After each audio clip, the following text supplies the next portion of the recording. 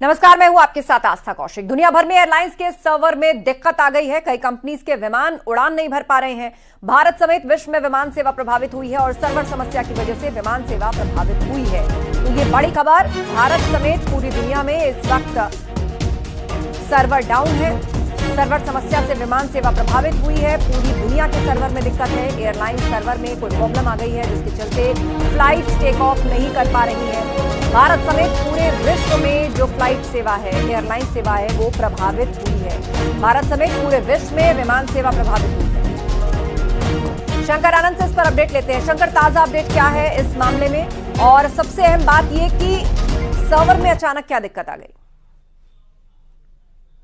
तकनीकी तौर पर भी दिक्कतें आई हैं। इस मामले को भी अब गंभीरता से जांचा जा रहा, परखा जा रहा है। लेकिन ये दिक्कतें सिर्फ दिल्ली एयरपोर्ट की नहीं है, बल्कि कई ऐसे एयरपोर्ट्स हैं वहां पर भी इस तरह की तकनीकी तौर पर जो खामियां जो हैं वो निकल के सामने आ रही हैं। अभी थोड़ी देर पहले ही स्पाइस जेट के द्वारा भी, जो स्पाइस जेट एयरलाइंस है, इसके द्वारा भी एक औपचारिक तौर पर एक जानकारी को साझा किया गया है, जिसमें कि बताया गया है कि we are facing a technical issues. और जिस तरह से बकायदा कहा जा रहा है कि तकनीकी तौर पर हम बहुत सारी प्रॉब्लम जो है वो फेस कर रहे हैं, और जिस तरह से फ्लाइट में टिकट को बुक करना, कैंसिल करना या उससे संबंधित तमाम जानकारियों को साझा करने में काफी दिक्कतें आ रही हैं। हालांकि इस मामले पर स्पाइस जेट के द्वारा बताया गया कि हम लोग, अब हमारी टीम जो है इस मामले पे आगे काम कर रही है, लेकिन जिस तरह से प्रॉब्लम्स हैं उस प्रॉब्लम को जल्द से जल्द सॉल्व करने का भी प्रयास कर रहे हैं। हालांकि इस मामले पर जो यात्री हैं, यात्रियों से भी उन्होंने अपील की है कि आप तमाम यात्री इस मामले पे अपना पेशेंस बनाए रखें। तो एक तरह से कह सकते हैं कि जिस तरह से अभी तकनीकी तौर पर जो खामियां निकल के आई हैं, साइबर से जुड़ा ये मामला सामने आ रहा है, और इस मामले पर तमाम मुद्दों को सुलझाने का और एक जल्द से जल्द सॉल्व करने का भी प्रयास किया जा रहा है। जी, बहुत शुक्रिया शंकर इस अपडेट के लिए। तो इस वक्त एक्सपर्ट्स लगातार जुटे हुए हैं इस तकनीकी समस्या को दूर करने के लिए, क्योंकि विश्व भर में एयरलाइन सेवा से प्रभावित हो रही है।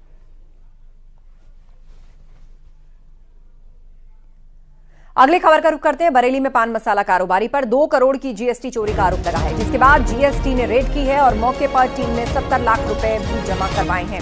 जीएसटी कमिश्नर ओपी चौबे को सूचना मिली थी व्यापारी फर्जी, निरस्त और बोगस फॉर्म्स के जरिए खरीद रहा था माल, और अब मौके पर टीम ने 70 लाख जमा करवाए हैं। 2 करोड़ की जीएसटी चोरी का आरोप है। जीएसटी कमिश्नर को इसकी सूचना मिली थी। पान मसाला कारोबारी पर जीएसटी चोरी का आरोप है।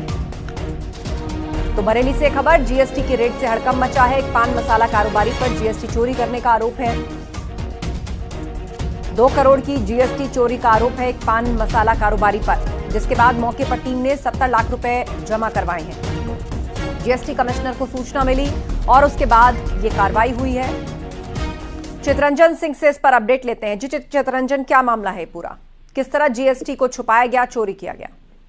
देखिए, ये पूरा मामला बरेली से सामने आ रहा है और जीएसटी की टीम को ये जानकारी मिली थी कि जीएसटी की चोरी हो रही है, और उसी के तहत छापेमारी हुई थी, और उसमें कई सारे जो है बिंदुओं पे जांच हुई और उसके बाद कार्रवाई हुई है, और जीएसटी ने बड़ी रकम को अपने हैंडओवर किया है। और अब देखने वाली बात होगी कि और सारे जो वहां के आसपास के व्यापारी हैं उन पे भी ये हड़कंप मचा हुआ है जीएसटी टीम से।